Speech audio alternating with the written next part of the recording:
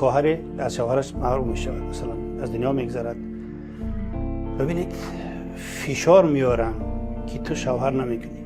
آخه این حقوقی تصرف در حق خودش دارد. این حقوق بنیاد و آزاد است. این دامن سبز دارد. از این دامن باید فرزند بروید. این شهوت دارد، غریزه دارد، انسان است، نوازش میخواهد شوهر داشته. چرا باید فشار بیاریم؟ چه عاقبتش؟ کلفت نیست؟ درگیری نیست؟ اگر چون فشار سخت شد دست به کلفت میزند، در گرداب میرود، این گرداب همه را میبرد. فشارهای ساخته و بافته از روی بیعقلی، از روی ضعیف ایمانی، کم معرفتی، منتهای جهالت است. خواهر فشار میارن که تو شوهر نکن. چیکار کنه؟ این عامل اساسی نیست برای دست به کلفت زدن؟ خب دست به کلفت میزنن. عرض داده شد کسی شکایتش گوش نمیکنه.